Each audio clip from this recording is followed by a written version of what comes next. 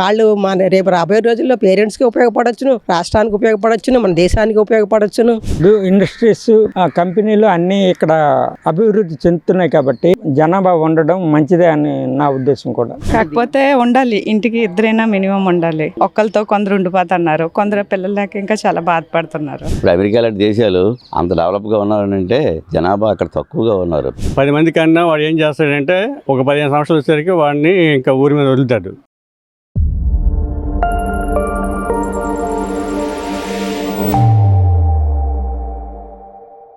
చంద్రబాబు నాయుడు గారు మొన్న మాట్లాడుతూ అంటే ఒక కుటుంబంలో 3-4 పిల్లలు కనండి, దీనివల్ల మన రాష్ట్ర ఉత్పత్తి పెరుగుతుంది, బాగుంటుంది, మన రాష్ట్రానికి ఎన్నో నిధులు కేటాయిస్తారు అని చెప్పేసి మాట్లాడుతూ ఉన్నారు. ఇది మంచిదే అంటారా? మంచిదేనండి. ఎందుకంటే యూత్ పెరిగే కొద్దీ కూడా రాష్ట్ర అభివృద్ధికి ఎక్కువ అవకాశం ఉంటుంది. ఆ నిధులు కూడా మనం ఉపయోగించుకుని ప్రొడక్టివిటీ పెంచుకోవచ్చును, జాబ్స్ కూడా ఎక్కువ రావడానికి అవకాశం ఉంటుంది. యూత్ ఎక్కువ ఉండటం వల్ల పనిచేసే ఇది ఎక్కువ అవుతుంది అన్నమాట. అందుకని చంద్రబాబు నాయుడు గారు చెప్పింది చాలా మంచిదని నేను అభిప్రాయపడుతున్నాను. అంటే గతంలో మీరు చూసే ఉంటారు, అంటే ఒక కుటుంబంలో 4-5 కుటుంబంలో ఉండేవారు. అంటే ఒక కుటుంబం దాదాపు ఒక 10 మంది పిల్లల్ని కూడా కనే పరిస్థితి కూడా ఉండేది. ఇప్పుడు ఎలా ఉండేది మేడం? అప్పుడు అందులో తల్లి తండ్రి ఆ 10 మందిని పెంచుకుంటూనే ఉండేవాళ్ళు, హెల్దీగా పెరిగే వాళ్ళు. చుట్టుపక్కల సరౌండింగ్స్ బట్టి వాళ్ళు కూడా దేశానికి ఉపయోగపడిన వాళ్ళు కూడా ఉన్నారు దానిలో, 10 మందిలో కూడా. అది అప్పుడు అలాగుంది. ఇప్పుడు మరి అన్నారు నన్ను అని చెప్పేసి ఇప్పుడు యూత్ అలా తయారవుతుంది. కానీ అది అంత మంచిది కాదు.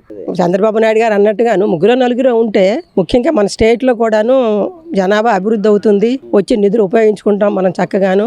వాళ్ళు కూడా వర్క్ చేసి అన్ని విధాలుగా రాష్ట్ర అభివృద్ధి కూడా ఉపయోగపడతారు. రాబోయే రోజుల్లో మంచిగా జరుగుతుందండి. గతంలో చూసుకున్నట్టయితే కుటుంబంలో 10 మంది ఉండేటప్పటికి బాగా ఉండేది. కుటుంబంలో ఒకరికొకరు చేదోడుగా వాదోడుగా ఉండేవారు అని చెప్పి అన్నారు. అయితే ఇప్పుడు చూసుకున్నట్టయితే ఒక్క పిల్లలు 2-2 పిల్లలు కన్నప్పటికీ కుటుంబం ఆపేస్తూ ఉన్నారు. మరి వీళ్ళకి ఏం చెప్తారు మీరు? అలా ఆపడం అంత మంచిది కాదని నా అభిప్రాయం అండి. అంటే మనకు ఓపిక ఉండి పెంచుకునే శక్తి ఉండి పిల్లల్ని కనడం మంచిది.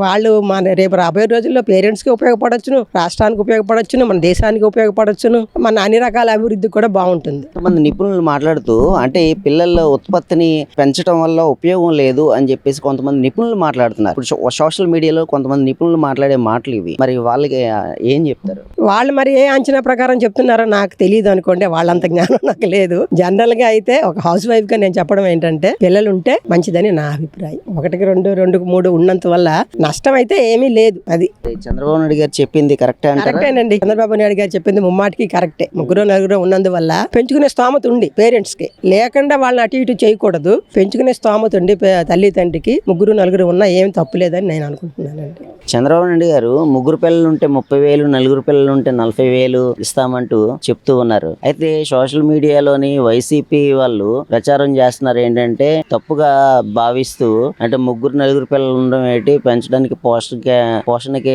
చాలా ఇబ్బందికరంగా ఉంటది అని చెప్పేసి వైసీపీ వాళ్ళు మాట్లాడుతున్నారు. అంటే ఎలా చూడాలంటారు? ఎక్కువ మంది పిల్లలు ఉంటే అదొక బాధ్యత తక్కువ అవుద్ది తల్లిదండ్రులకి. కొన్ని పనుల్లో సహాయపడతారు పిల్లలు, అందుకనేసి ఆ విధంగా ఆలోచించి అలాగా అన్నారు. కానీ 30,000, 40,000 అంటే ఎక్కడి నుండి తెచ్చిస్తారు గవర్నమెంట్? అది ఇంపాసిబుల్. ఒకళ్ళ పక్కన 3 ఉంటే ఒకరు ఏమైనా కాలం చెల్లిపోతే ఇంకోరు ఉంటారు కదా అన్న భావన కూడా తొలగి ఉండేది. ఇప్పుడు ఏంటంటే వైద్యపరంగా మనం గ్యారంటీగా ఉండగలము అన్న చిన్న ధీమా కూడా వచ్చింది. మందులు అవన్నీ వచ్చాయి కాబట్టి మన ప్రాణంకి పెద్ద ప్రాణహాని లేనట్టుగా ఉంది. ఈ రోజుల్లో ఏ వ్యాధి వచ్చినా ఎదుర్కొనే శక్తి గవర్నమెంట్కి కూడా ఉంది.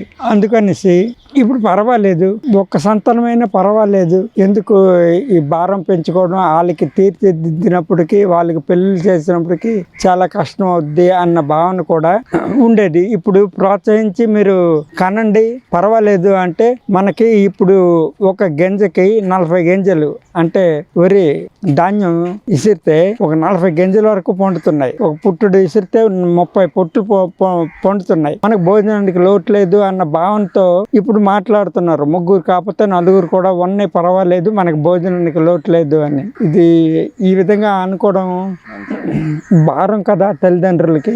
వీళ్ళకి అందరికీ పెళ్లిళ్ళు చేసి వీళ్ళు తీర్చిదిద్దడంలో కొద్దిగా చాలా కష్టపడాలి.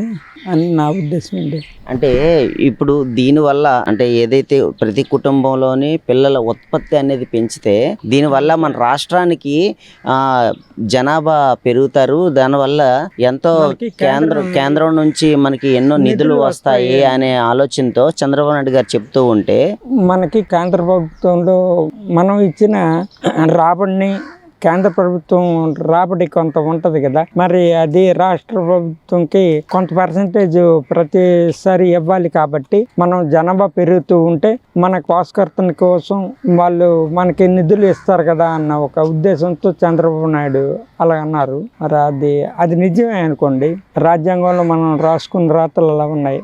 మన ప్రజలు పెరిగితే మనకి కొన్ని నిధులు అన్నీ వస్తాయి అన్న భావంతో చంద్రబాబు నాయుడు అన్నారు. అంటే మన రాష్ట్రంలోనే ఉంటూ మన రాష్ట్రంలోనే పెరుగుతూ మన రాష్ట్రంలోనే ఉద్యోగాలు చేసుకోవడానికి ఇక్కడ రాష్ట్ర ప్రభుత్వం కేంద్ర ప్రభుత్వం ఎంతో సంయుక్తంగా ఉద్యోగాలు తీసుకొస్తూ ఇక్కడే పిల్లల్ని పెంచండి, ఉత్పత్తిని పెంచండి అని చెప్పేసి చంద్రబాబు నాయుడు గారు మాట్లాడుతూ ఉన్నారు. దీనివల్ల మీకు ఏమైనా నష్టం కలుగుతుందని చెప్పేసి అనుకుంటున్నారా? లేదండి, ఇప్పుడు ఇండస్ట్రీస్ కంపెనీలు అన్నీ ఇక్కడ అభివృద్ధి చెందుతున్నాయి కాబట్టి జనాభా ఉండడం మంచిదే అని నా ఉద్దేశం కూడా. అంటే చంద్రబాబు నాయుడు గారు 3-4 పిల్లల్ని కనండి అని చెప్తున్నారు కదా, దానివల్ల మన రాష్ట్రానికి ఉత్పత్తి పెరుగుతుంది, రాష్ట్రానికి సంపద కూరుతుంది అని చెప్పేసి చెప్తూ ఉన్నారు. ఎంతవరకు కరెక్ట్ అంటారు? ఏమో తెలియదండి. కాకపోతే ఉండాలి, ఇంటికి ఇద్దరైనా మినిమం ఉండాలి. ఒక్కరితో కొందరు ఉండిపోతున్నారు, కొందరు పిల్లలు లేక ఇంకా చాలా బాధపడుతున్నారు. ఇద్దరు ఉండాలి. అంటే పూర్వం అంటే ఒక కుటుంబంలో 4-5, 10 మంది కూడా కనేవారు. ఇప్పుడు ఎందుకని ఒకళ్ళిద్దరితో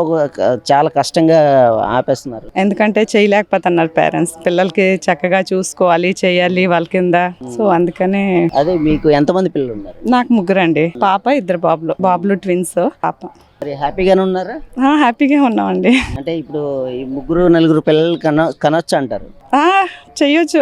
చంద్రబాబు నాయుడు గారు చెప్పింది కరెక్టేనా మరి? అంటే ఒక్కొక్కరిది ఒక్కొక్కలాగా ఒపీనియన్ ఉంటుందండి. మరి నాకు కరెక్ట్ అనిపించింది నేను చెప్పాను.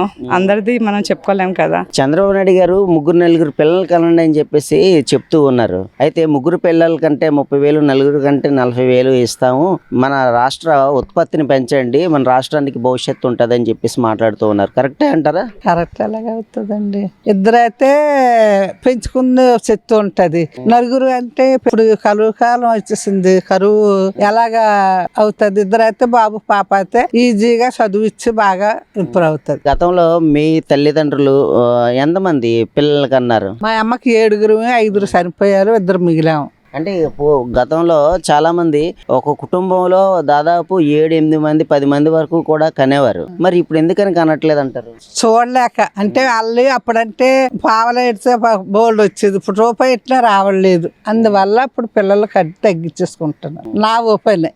ఇంకా అందరికి ఎలాగుంటుందో తెలియదు. అంటే ఈ పిల్లలు కనటం వల్ల మన రాష్ట్రానికి చంద్రబాబు నాయుడు గారు మాట్లాడుతూ అంటే 3-4 పిల్లలు కనండి, దానివల్ల మన రాష్ట్రంలోనే ఉత్పత్తి పెరుగుతుంది, రాష్ట్రానికి సంపద కూరుతుంది అని చెప్పేసి మాట్లాడుతూ ఉన్నారు. ఇది ఎంతవరకు కరెక్ట్ అంటారు? అంటే పిల్లలు పెరిగినందు జనాభా ఒకనొకప్పుడు ఏమన్నారు, ఈ అభివృద్ధి ఆటంకం జనాభా పెరుగుదల. ఎందుకంటే జనాభా పెరుగుతుంటే వాళ్ళకి ఇల్లు ప్రొవైడ్ చేయాలా, మిగతా ఎడ్యుకేషన్ ప్రొవైడ్ చేయాలా, వైద్యం ప్రొవైడ్ చేయాలా, వాటికి తగిన డాక్టర్ని అపాయింట్మెంట్ చేయాలి, తర్వాత ఉద్యోగుల్ని పెంచాలి, కార్యాలయాలు పెంచాలి, ఆఫీసులు పెంచాలి. కాబట్టి జనాభా పెరుగుదల వల్ల నాకైతే అభివృద్ధి జరుగుతుందని నేను అనుకోను. తగ్గడం వల్లనే అభివృద్ధి జరుగుతుంది. ఎందుకంటే ఈ రోజుల్లో పిల్లల్ని పెంచడము అంత ఈజీ కాదు. ఎందుకంటే లేబర్. కాకపోతే ఉండాలి, ఇంటికి ఇద్దరైనా మినిమం ఉండాలి. ఒక్కరితో కొందరు ఉండిపోతున్నారు, కొందరు పిల్లలు లేక ఇంకా చాలా బాధపడుతున్నారు. కాకపోతే ఉండాలి, ఇంటికి ఇద్దరైనా మినిమం ఉండాలి. ఒక్కరితో కొందరు ఉండిపోతున్నారు, కొందరు పిల్లలు లేక ఇంకా చాలా బాధపడుతున్నారు. ప్రభుత్వాలు కూడా చెప్తూ ఉన్నాయి. అంటే దీన్ని చూసుకున్నట్టయితే అంటే పిల్లల ఉత్పత్తిని పెంచితే మనకు సంపద కూరుతుందన్న ఆలోచనతో ప్రభుత్వం చేస్తూ ఉంది. మరి దీన్ని ఎలా చూడాలి? అది ప్రోత్సాహము గవర్నమెంట్ ప్రోత్సహిస్తుంది. అంటే మేమున్నాము, మీకు తోడుగా మేమున్నాము, మీ పిల్లలకంటే మీకు తోడుగా మేము ఉన్నామని ప్రోత్సహిస్తుంది. కాకపోతే ఏంటంటే ఆ 30,000, 40,000 సరిపోదు. ఇప్పుడు ఎందుకంటే ఎడ్యుకేషన్ ఉందనుకోండి, ఎడ్యుకేషన్ కాస్ట్లీగా పెరిగింది, ఎడ్యుకేషన్ కాస్ట్ పెరిగింది. వైద్యం, ఆ పిల్లలకి వైద్య ఖర్చులు పెరిగినాయి. ఆ చిన్నప్పుడు ఎక్కువ వ్యాధులు వస్తాయి. మరి ఆ హాస్పిటల్కి తీసుకెళ్తే ఆ 30,000 ఎందుకు సరిపోవు? వైద్యానికి, ఖర్చుకి, ఆ పోషణకి ఆ 30,000 అయితే సరిపోవు. కాబట్టి నా ఉద్దేశంలో జనాభా పెరుగుదల అన్నది ఎంత ఈ ప్రోత్సాహము దానికి సరిపోద్దని నేను అనుకోవడం లేదు. జనాభా పెరుగుదల కూడాను మన రాష్ట్ర అభివృద్ధికి కానీ దేశ అభివృద్ధికి కానీ, ఇప్పుడు అమెరికా లాంటి దేశాలు అంత డెవలప్గా ఉన్నారంటే జనాభా అక్కడ తక్కువగా ఉన్నారు. ఏమండి, అక్కడ గార్డెన్స్ ఉన్నాయి, ప్లే గ్రౌండ్స్ ఉన్నాయి, పార్కులు ఉన్నాయి, పెద్ద పెద్ద పార్కులు. ఒక ఇల్లు కడితే ఆ ఇల్లు చుట్టూ ఫార్మ్ హౌస్లు ఉన్నాయి. మన దేశంలో ఉన్నాయా? మన రాష్ట్రంలో ఉన్నాయా ఆ ఫార్మ్ హౌస్లు? ఖాళీ ప్రదేశాలు ఉన్నాయా? ఈ పొల్యూషన్ ఉందా? ఈ పొల్యూషన్ కారణం ఏంటి? జనాభా పెరుగుదల. ఈ డ్రైనేజ్ వ్యవస్థ సవ్యంగా లేదు, శానిటేషన్ సరిగ్గా ఉందా? దీనికి ఏది కారణం? జనాభా పెరుగుదల. ఎవరికా తోసేస్తున్నారు చెత్త. అదే తక్కువ జనాభా ఉంటే ఈ ప్రభుత్వము పథకాలు కానీ లేకపోతే వాటి మీద మానిటరింగ్ కానీ అజమాయిషీ కానీ తక్కువ అవుతుంది. ఇప్పుడు జనాభా పెరుగుదల సరిపడే ఆసుపత్రులు ఉన్నాయా? జనాభా పెరుగుదల సరిపడిన డాక్టర్లు ఉన్నారా? జనాభా పెరుగుదల సరిపడిన విద్యా సౌకర్యం ఉందా? వైద్య సౌకర్యం ఉందా? ఇవన్నీ ఉండాలి కదా. పెరుగుతాయి. ప్రభుత్వానికి ఆర్థిక భారం పెరుగుతుంది కానీ తరగదు, నా ఉద్దేశం. This is my conclusion. Chandrababu Naidu గారు మొన్న మాట్లాడుతూ, అంటే ఒక ఇద్దరు పిల్లలు ఉంటే 20,000, ముగ్గురు ఉంటే 30,000, నలుగురు ఉంటే 40,000 అని చెప్పేసి మాట్లాడుతూ ఉన్నారు. అయితే దీన్ని సోషల్ మీడియాలోని వ్యతిరేకంగా ప్రచారం చేస్తున్నారు. అంటే ఎంతమంది పిల్లలు ఏంటి అని చెప్పేసి మాట్లాడుతూ ఉన్నారు. అంటే పిల్లలు కనండి, ఉత్పత్తిని పెంచండి, మన రాష్ట్ర భవిష్యత్తు బాగుంటుంది అని చెప్పేసి చంద్రబాబు నాయుడు గారు మాట్లాడుతూ ఉంటే దీన్ని తప్పుదోవ పట్టించే విధంగా మాట్లాడుతూ ఉన్నారు. ఎలా చూడాలంటారు? యాక్చువల్గా అయితే ఈ టైంలో ఈ ఫైనాన్షియల్ ఈ కాలాన్న ఖచ్చితంగా ఒకరు ఇద్దరు కన్నా ఎక్కువ కంటే మటుకు ఆ ఫ్యామిలీ ఖచ్చితంగా సఫర్ అవుతుంది. ఎందుకంటే ఇప్పుడు అంతా పట్టణీకరణ అయిపోయింది. ఎవ్వరు పల్లెటూరులో ఉండట్లేదు. పల్లెటూరులో ఉన్నారనుకోండి, 10 మంది పిల్లల కన్నా అదే భూమి మీద వాళ్ళు ఆధారపడి ఏదో చేసుకునేవారు. అప్పుడు ఏంటంటే ఇంత అవేర్నెస్ కూడా లేదు. ఇప్పుడు పల్లెటూరులో ఎవరు లేరు, మొత్తం పల్లెటూరులన్నీ ఖాళీయే. ఎక్కడ మళ్ళీ పట్టణం రావాలంటే ఏమవుతుంది? వాడు ఒక పిల్లోనికి అనేసరికి, వాడిని పెంచేసరికి వాడికి స్కూల్ ఫీజులు, వాడి లైఫ్ స్టైల్ అంతా మారిపోతుంది పట్టణంకి వచ్చేసరికి. అదే పల్లెటూరులో అయితే గవర్నమెంట్ స్కూల్ ఉంటుంది, ఏదో కొంతవరకు ఆ ఊర్లోనే ఎంతో కొంత ఆదాయంతో బతికేవారు. ఇప్పుడు అలా లేదు కదా. చూసుకున్నట్టయితే మన రాష్ట్రంలో జనాభా సంఖ్య చాలా వరకు తక్కువ. అంటే ఇంత తక్కువ ఉన్న జనాభాని ఉత్పత్తితో, అంటే ఎప్పుడైతే ఒక కుటుంబంలో 3-4 పిల్లలతో వచ్చింది అంటే ఆ పిల్లల ఉత్పత్తి పెరిగితే మన రాష్ట్ర భవిష్యత్తు కోసం ముందడుగుగా వేయాలన్న ఆలోచనే చంద్రబాబు నాయుడు గారు చేసిన ఆలోచన. ఈ ఆలోచనని తప్పుదోవ పట్టిస్తూ మాట్లాడుతూ ఉన్నారు. ఇది ఎంతవరకు కరెక్ట్ అంటారు? తప్పుదోవ అంటే పూర్వం అంటే ఎంత హెల్త్ ఇది అవేర్నెస్ లేదు. ఏంటంటే వాళ్ళకి ఫ్యామిలీ ప్లానింగ్ చేసుకుందామని, లేదంటే ఒక ఇదే అని ఏమీ లేదు. వాళ్ళు ఏంటంటే వాళ్ళకి ఓపికన్నా పిల్లలకి అన్నాం. తర్వాత ఏమో ఆ ఉన్ని సోర్సెస్ ఏ ఊర్లో అయితే వాడు ఉండేవారో ఆ కుటుంబం ఆ ఊర్లోనే బతికేవారు. ఆ ఊరు దాటి వెళ్ళేవారు కాదు. అందులోని ఏదైతే వాళ్ళకి వనరులు ఉన్నాయో దాన్ని ఉపయోగించుకొని చేసుకునేవారు. ఇప్పుడు అలా కాదు. ఫ్యామిలీ ప్లానింగ్ అని వచ్చింది. నా కుటుంబాన్ని ఎలా పోషించుకోవాలి, ఎంతమంది ఉంటే సరిపోతుంది, నేను 4 పిల్లల కంటే పోషించగలనా? అదే మీరు లో క్లాస్ లేబర్ అయినా పర్లేదు, 10 మంది కన్నా వాడు ఏం చేస్తాడంటే ఒక 15 సంవత్సరాలు వచ్చేసరికి వాడిని ఇంకా ఊరి మీద వదులుతాడు.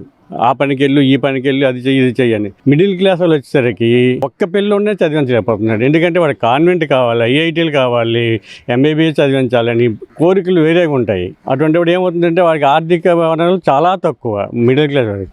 అటువంటి వాళ్ళు కనమంటే వాడు ఏం కంటాడు? అలాగే 30,000, 40,000 ఇస్తాను, పారితోషం ఇస్తాను, మీరు కనండి అంటే ఎవరు ఈ 30,000, 40,000 కక్కువ పెట్టి కన్నాడు అనుకోండి, ఆ తర్వాత ఆ బాధలు ఎవరు తీరుస్తాడు? ఆ తల్లి ఆరోగ్యం ఎలా ఉంది అవన్నీ చూడక్కర్లేదు. పిల్లలకి అనియండి అంటే అలాగా మనకి ఎక్కడ ఉందండి ఫ్రీ ఎడ్యుకేషన్? ఇప్పుడు ఎక్కడ ఉందండి? అలాగే హెల్త్ ఏముందండి? ఒక హెల్త్ ప్రాబ్లం వస్తే లక్షల కోట్లు ఖర్చు పెట్టవలసి వస్తుంది. మిడిల్ క్లాస్ వాడు ఎక్కడికి పోతాడండి? అది అందుకు నా ఒపీనియన్ ఏంటంటే ఒకరు ఇద్దరే బెస్ట్.